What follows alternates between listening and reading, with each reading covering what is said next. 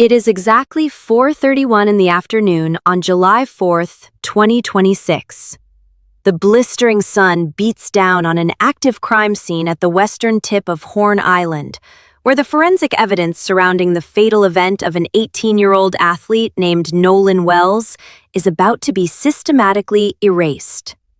As rumors of a federal FBI investigation loom over the Mississippi Gulf Coast, 300 potential eyewitnesses stand shoulder to shoulder in the chest-deep water.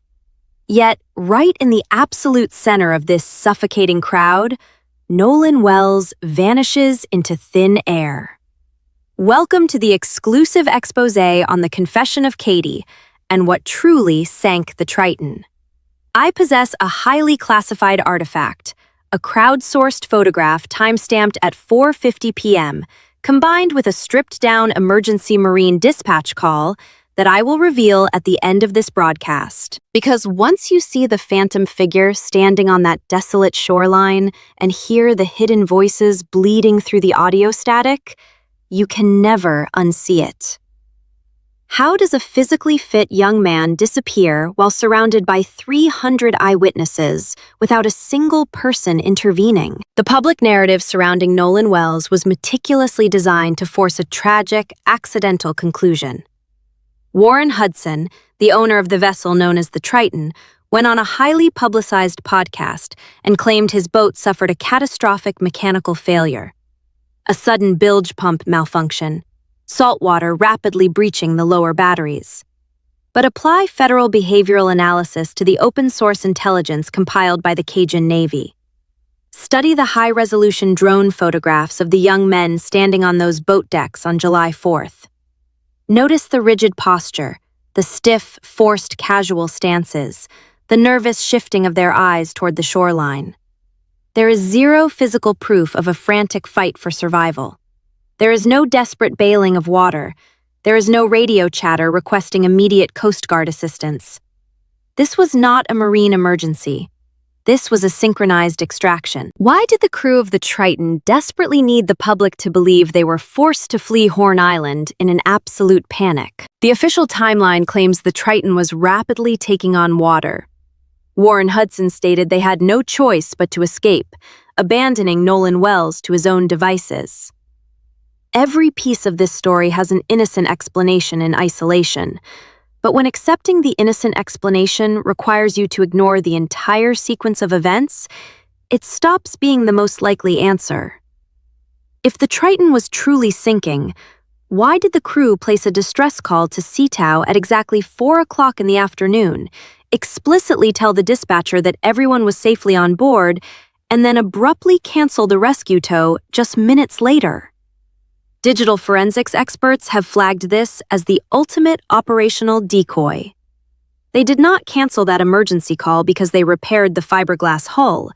They canceled it because the sinking boat was a manufactured crisis, designed from the ground up to justify the terrifying 90-minute blackout that immediately followed. Who were they actually talking to in the background of that Sea-Tow recording while Nolan Wells was still alive on Horn Island? The exact second the Triton departed Horn Island, a digital inferno erupted across the Mississippi mainland.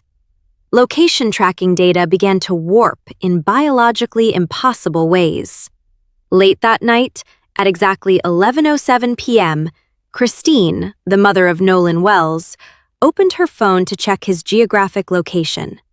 The Life 360 tracking app showed the device belonging to Nolan Wells was safely back on land, pinging directly inside the residential home of a friend. But Nolan Wells never made it off Horn Island. A massive digital scrubbing operation was already moving at full speed. Insiders quietly purged encrypted group chats within minutes. Digital geofencing data confirms the device traveled across the water without its biological owner. No physical custody, no logical explanation. This is a textbook case of evidence tampering. Who physically carried the phone of Nolan Wells off that beach?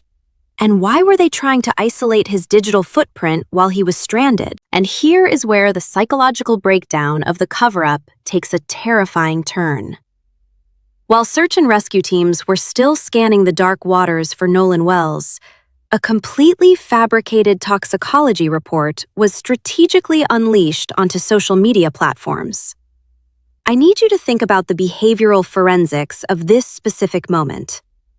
Who generates a forged state-level medical document in the middle of an active missing persons search? Teenagers do not have the operational capacity to forge forensic toxicology reports and seed them across multiple digital networks within hours.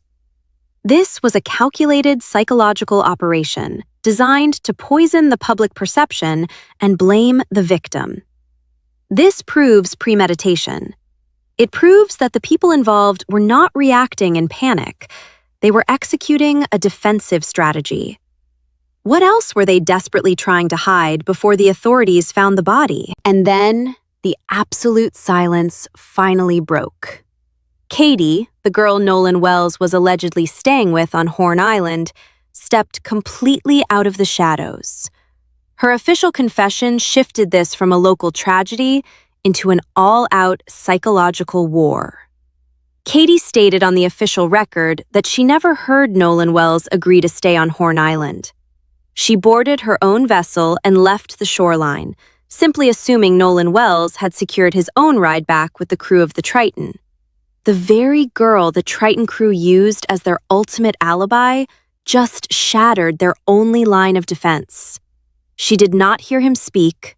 She did not see him wave goodbye. She witnessed a complete absence of consent. The community backlash from the confession of Katie was absolute. The boys on the Triton faced immediate social isolation. Instead of facing standard interrogation tactics, Warren Hudson and his inner circle launched a Give, Send, Go campaign, quietly amassing over $90,000 for elite legal defense teams and aggressive defamation lawsuits. This is not the behavior of innocent bystanders. This is the weaponization of capital. They are using that war chest to fund high-powered lawyers operating outside normal county jurisdiction who are already filing severe injunctions to have this entire investigation scrubbed from the internet forever.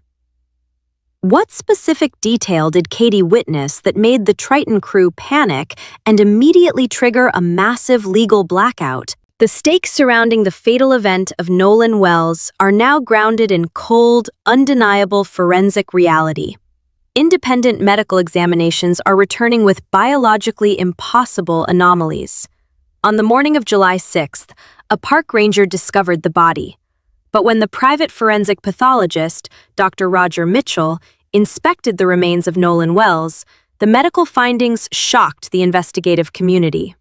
The throat and the lungs were completely missing from the body. The exact internal organs required to definitively prove the true nature of a water-related fatality, the tissue needed to test for diatom microalgae and cellular hypoxia, were withheld from the family. This is not a clerical oversight by the Jackson County coroner. This is a deliberate blacklist of the biological truth. They surgically removed the only physical evidence that could mathematically prove whether Nolan Wells inhaled water or if his hyoid bone was fractured before he ever went under. No respiratory tissue, no drowning confirmation, no forensic baseline. How does an 18-year-old athlete simply succumb to the water while his most critical internal organs are simultaneously erased from the official county record? The physical evidence continues to defy the laws of nature. Elite oceanic engineers, retained by the legal team of Ben Crump, have analyzed the tidal patterns of the Mississippi Gulf Coast. The body of Nolan Wells was recovered near the northwestern tip of Horn Island.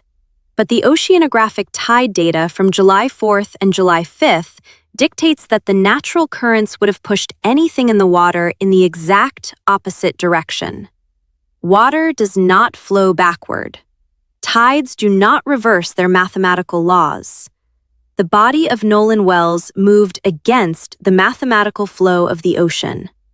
This strongly suggests he did not drift to that location. He was strategically placed there. Who had the geographical knowledge and the marine resources to move a body against the tide under the cover of darkness? And now, we return to the classified artifacts I promised you. The Cajun Navy received a photograph time-stamped at 4:50 p.m., exactly 19 minutes after the Triton vanished from the GPS radar. The high-resolution image shows a young black man in blue swim trunks, standing completely alone on the shoreline. He was alive after the boats departed. Combine this with the Sea-Tao dispatch call. When independent audio engineers strip away the wind interference, there are distinct voices layered beneath the static, an alteration of reality happening in real time. The Sea-Tao call was placed at exactly 4 o'clock in the afternoon, and the caller explicitly claimed everyone was on board a full 30 minutes before they actually abandoned Nolan Wells. They established their alibi before the fatal extraction even concluded. Every single piece of this timeline has an innocent explanation in isolation. But look at the stacked evidence. The missing throat and lungs, the Life 360 phone pinging back on the mainland without its owner, the forged toxicology report seeded into the media, the phantom figure on the beach moving against the ocean tide, the fake sinking boat decoy, the confession from Katie. It was all a meticulously engineered staging ground.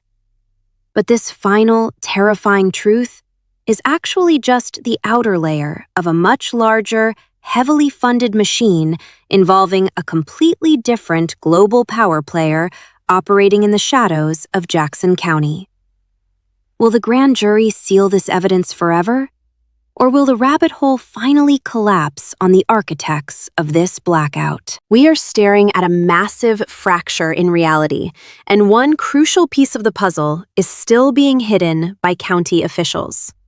The entire narrative hinges on those unreleased 90 minutes. I need you to evaluate the forensic timeline we just built. Tell me what you think the unreleased cell phone extraction data from Warren Hudson's device will actually reveal about those missing organs. Drop your exact theory in the comments below, because I am pulling the most highly analytical breakdowns for part 2.